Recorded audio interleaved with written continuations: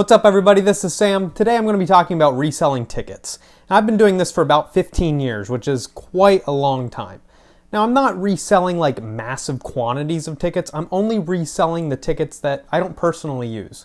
What I've done is I have season tickets, I can't use them all, or my friends can't use them, so then I'll sell whatever's left over. When I was a kid, I took every single dollar that I could possibly find and I spent it all on Cleveland Cavaliers season tickets. Owning season tickets comes with all sorts of perks, especially during the years that I own them. I've received free tickets, I've received LeBron James shoes, I've received LeBron jerseys, autographed pictures, but by far the coolest item that I've ever received is in my basement. It's not just something that you can go and buy. This is an official Cleveland Cavaliers bench seat that was used by the Cavs from the 2003 season all the way to 2019, and I just received this last year. This was a major perk.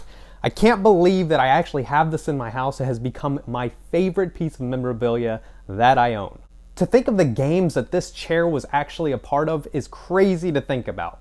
Now it's just here in my basement. I can watch the Cavs play their games, not necessarily win all of them like I used to, but I can sit in this and it's very comfortable, which is a major plus. All right, back to the tickets. So I've been going to Cavaliers games ever since the 2001-2002 season when Michael Jordan came back, and the moment that I entered that arena, I knew that I wanted to be more involved in the basketball environment. So the way for me to do that was to buy season tickets so I could actually become a part owner, and my investment has truly paid off. In the early 2000s, the Cavaliers were an absolute terrible team. They lost pretty much every game. I remember they were winning like 15, 17 games a season before LeBron came, and the arena was called the Gund Arena. It held over 20,000 people, but I remember games where there were honestly less than 10,000 people in the stands. This made it very easy to get season tickets. During these years, my dad had part season tickets, which he shared with friends and I could share with friends. We went to a lot of games and we became big fans. After just a couple years of doing this, funny thing happened. The Cavs won the lottery and they got the #1 overall pick in 2003, which of course ended up being LeBron. He was the true hometown hero and it was a surreal feeling knowing that he was going to be joining the team. As you can imagine, tickets became tougher to get, but since we were already locked in, we were in a good position. Now the Cavs didn't start winning right away. They didn't make the playoffs the first 2 years that LeBron was there. But after that, I had already saved $1,800 to invest in season tickets by the year 2006. Yes, I was very young at the time, but I had saved enough money in order to buy these tickets by selling sports cards on eBay. At this time, I had 4 season tickets all to myself, which was over 160 tickets per season, plus playoff games. I was able to still go to a lot of games, and I just sold the games that I didn't want to go to. And after doing this for 3 seasons, I was able to actually break even. By the time that LeBron took the Cavs to the 2007 NBA Finals, I was actually starting to make a little bit of money. I was actually able to turn a profit of $200 during the season, even though I went to several games and all of the NBA Final games. The next season, the Cavs were supposed to be really good again. However, it just didn't pan out the way that I was hoping and many fans were hoping, and I ended up actually losing $200 that season. The team was good, but it just felt like something was missing, something was off, and you could just get a sense for that, and people just weren't as interested in 2008 as they were in 2007.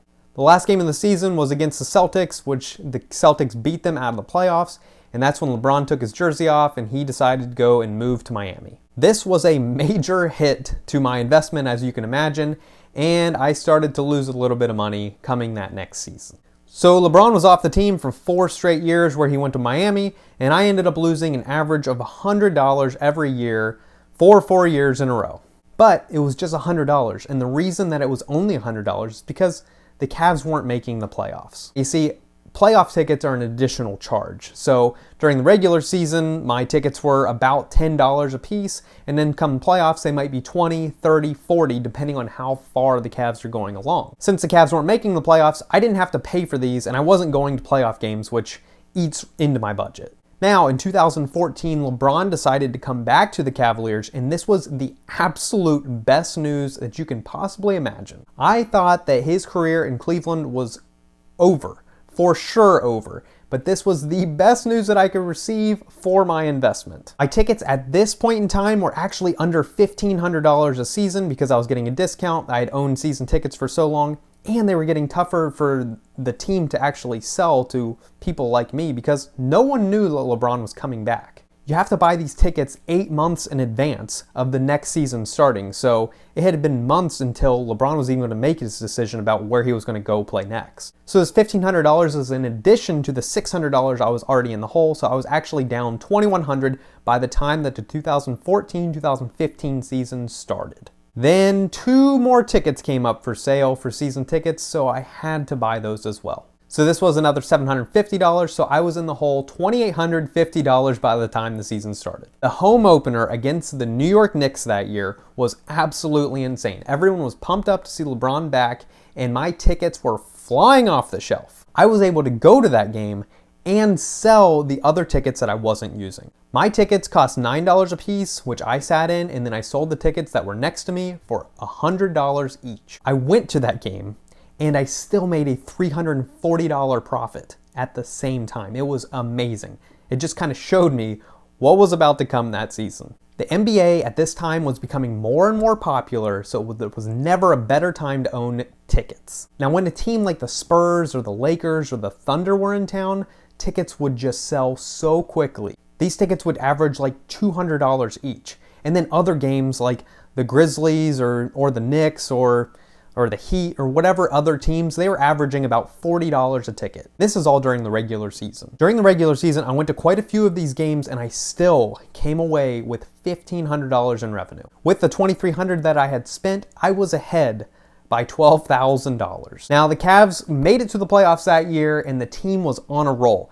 Tickets became extremely expensive. Yes, my costs went up a little bit, but the amount of tickets that were selling during the playoffs for high dollar values was crazy. Each ticket cost me about $20 a piece during the playoffs, but I was able to sell them for an average of $250. They played just 6 regular season playoff games at home that year, which netted me a $5,500 increase. Then the Cavs made it to the finals again that year as well, but the interest in the team was much, much greater than it had been in 2007. An additional 4 tickets came up for sale, so of course I bought those as well, giving me 10 tickets to the NBA Finals. You see, as the team makes it further and further into the playoffs, tickets become more and more expensive, and the majority of season ticket holders are businesses. Most of these businesses are unwilling to spend more and more money, so they didn't want to buy finals tickets. So as those become for sale, they go to people like me who want to buy additional tickets. Finals tickets were $80 a piece, and I had 10 of them, so I was spending about $800 per finals game. There were 3 finals games, so I ended up spending $2,400 that year.